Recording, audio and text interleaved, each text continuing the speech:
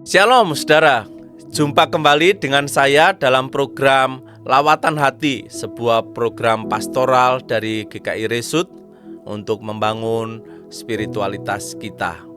Saudara, program Lawatan Hati kali ini mengangkat sebuah tema menjadi pelayan dengan dasar bacaan dari Lukas pasal 22 ayat 24 sampai 27 yang berbunyi demikian.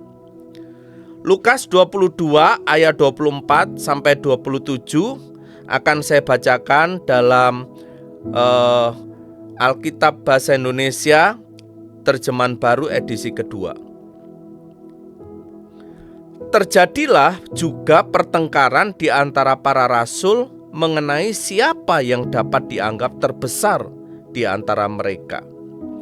Yesus berkata kepada mereka, "Raja-raja bangsa-bangsa memerintah rakyat mereka, dan orang-orang yang menjalankan kuasa atas mereka disebut pelindung-pelindung.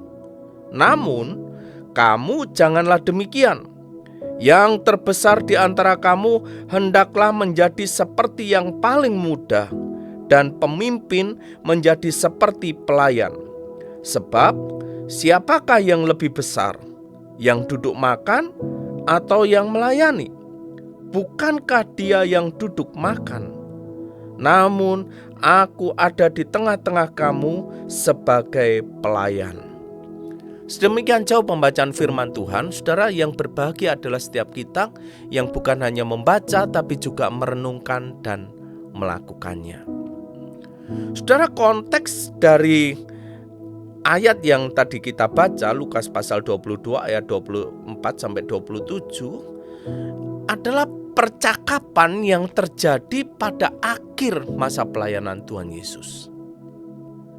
Artinya saudara, itu Tuhan Yesus sudah pelayanan sekitar 3 tahun dan Tuhan Yesus sudah semakin famous, sudah semakin besar pengaruhnya sampai banyak orang yang mengikut dia.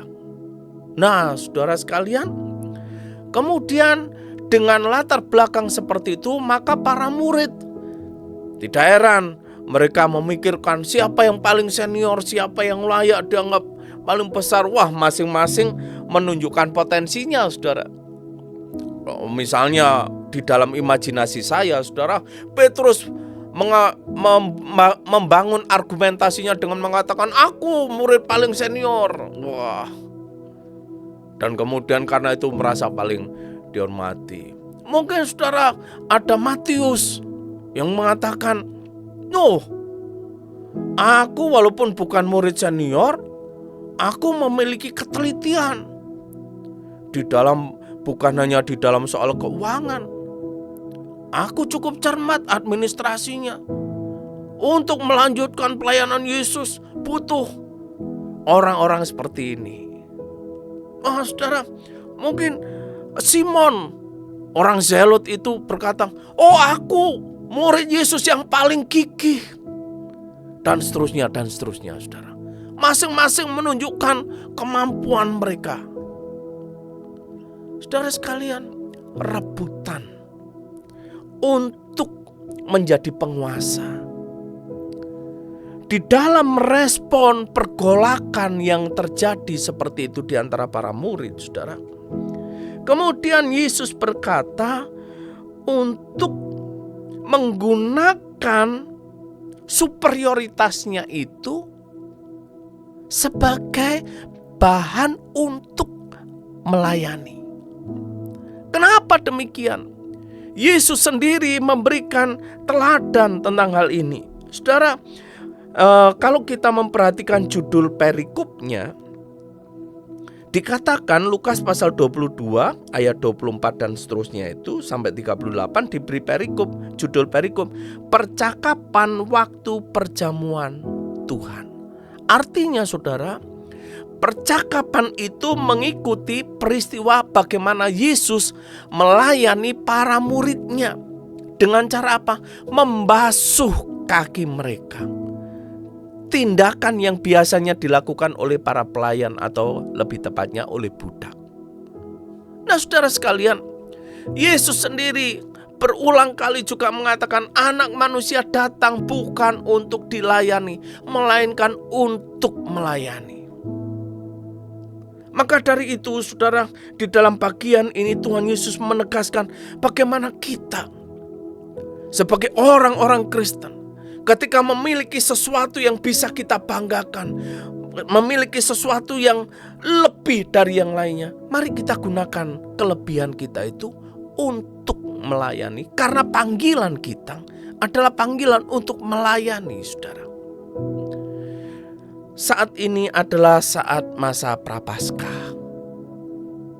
Kita bersama-sama sedang mempersiapkan diri untuk menghayati keagungan kasih Kristus.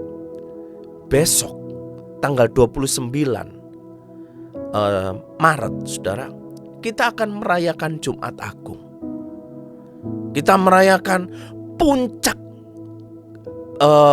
pengorbanan Kristus, yaitu kematian Kristus di atas kayu salib. Saudara, kenapa Kristus mati di atas kayu salib? Bukankah untuk melayani kita?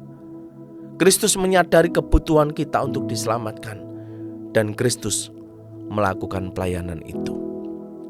Biarlah saudara, Lukas pasal 22 ayat 24-27 memanggil kita kembali dalam masa Prapaskah ini.